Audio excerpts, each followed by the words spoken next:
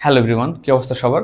আজকে আমরা HSC second পেপারের one of the most important grammar নিয়ে কথা বলবো, যেটা হলো কমপ্লিটিং সেন্টেন্স। তুমি শুধুমাত্র কমপ্লিট সেন্টেন্স পারলে গ্রামাটিক্যাল সাইডে নাম্বার পাবে তা না, কমপ্লিটিং সেন্টেন্স তোমাকে বানিয়ে লেখার ক্ষেত্রে সাহায্য করবে। Free hand writing, story writing অথবা প্যারাগ্রাফ রাইটিং এর ক্ষেত্রে কমপ্লিটিং সেন্টেন্স অনেক ইম্পর্টেন্ট একটা পার্ট রাখে। চলো আজকে আমরা দেখবো কিভাবে কমপ্লিট সেন্টেন্স কাজ করে, এটি পড়ার ওয়েগুলো কি কি, এটা কিভাবে আমরা সলভ করতে পারি এবং কিভাবে কোনো রুলস ছাড়া শুধুমাত্র ইমাজিনেশনের উপর এমফেসিস করে এবং ভাষাগত দিক থেকে আমরা এটা স্ট্রংভাবে পড়ার মাধ্যমে কমপ্লিট সেন্টেন্স কমপ্লিট করতে পারি। তো ফার্স্টলি আমাদের এটা বুঝতে হবে কমপ্লিটিং সেন্টেন্স কি। Completing sentence is basically a part of a sentence or a clause or sometimes a sentence which has several parts, যেখানে তোমাকে শূন্যস্থান আকারে দেয়া থাকবে। ওইখানে তোমার এক বা একাধিক শব্দ লিখে, মোস্ট অফ দ্য টাইম একাধিক শব্দ লিখে সেন্টেন্সটা কমপ্লিট করতে হবে। এর মানে হলো তোমাকে একটা ইনকমপ্লিট সেন্টেন্স দেয়া থাকবে, সেন্টেন্সটা তুমি সহজভাবে কমপ্লিট করাই কমপ্লিটিং সেন্টেন্স। একটা উদাহরণস্বরূপ যদি আমরা লিখি তাহলে দেখা যাবে আই ইট। এইখানে বেসিক্যালি আমরা সারা জীবন যে ধরনের এক্সাম্পল শুনে এসেছি, এটা একটা বেসিক এক্সাম্পল। আমি বলতে পারি আই ইট রাইস।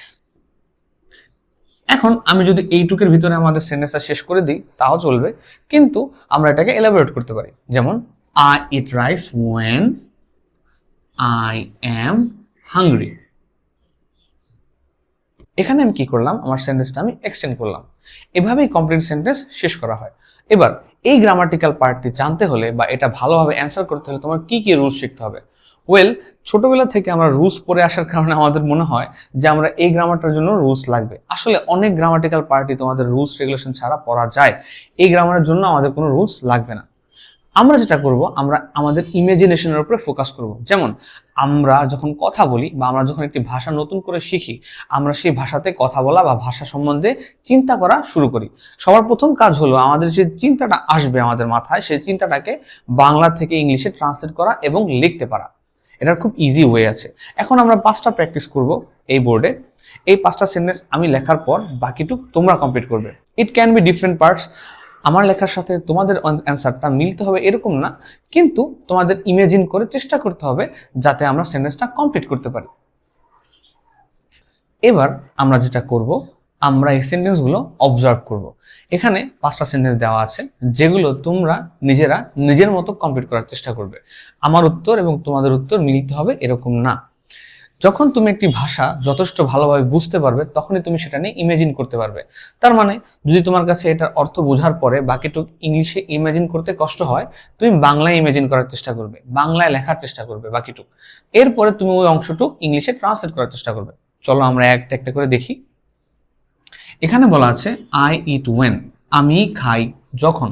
আমি খাই যখন, I eat when I am angry. Let's say আমি যখন রাগ হই তখন আমি খাওয়া দাওয়া করি। আমি যখন রাগ হই তখন আমি খাওয়া দাওয়া করি। এখন এই সেন্টেন্সটাতে আমার সাবজেক্ট, ভার্ব, হোয়েন প্লাস এভাবে চিন্তা করতে হবে না। এখানে তুমি দেখো, আমি যদি এখানে আই দিয়ে শুরু না করে অন্য কিছু দিয়ে শুরু করি তাহলে I eat when my mother calls. এখানে আমি কি করলাম, আমি অন্য একটি ওয়ার্ড দিয়ে সেন্টেন্সে শুরু করতে পেরেছি। এবং এই আই মাই ছাড়াও এই সেন্টেন্সটা আরো ডিফারেন্ট জিনিস দিয়ে শুরু করা যেতে পারে। যেমন আমি বললাম I eat when there is a chicken outside. খুবই অ্যাবসার্ড একটা sentence, I eat when there is a chicken outside. এভাবে লেখা যেতে পারে। এর মানে সেন্টেন্সের কোনো লিমিটেশন নেই, ভাষার কোনো লিমিটেশন নেই। তুমি ভাষা যেভাবে চিন্তা করতে চাও তুমি সেভাবে চিন্তা করতে পারবে। তো সহজ হয় যদি তুমি ভাষা চিন্তার মাধ্যমে পড়াশোনা করো, রুলসের মাধ্যমে না। পরের সেন্টেন্সটা আমরা খেয়াল করি, she called me to say hi. আমরা এখানে কি বলছি, সে আমাকে কল দিল কি বলতে, হাই বলতে। এভাবে আমরা সেন্টেন্সটা কমপ্লিট করতে পারি। অথবা আমরা এটাকে ডিফারেন্ট ভাবে করতে পারি, she called me to let me no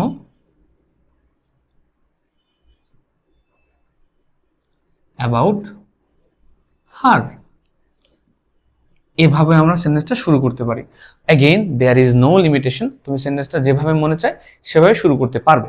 এই পরের সেন্টেন্সগুলো তোমরা নিজেরা কমপ্লিট করার চেষ্টা করবে এবং কি কি প্রবলেম ফেস করছো আমাকে সেটা জানাবে।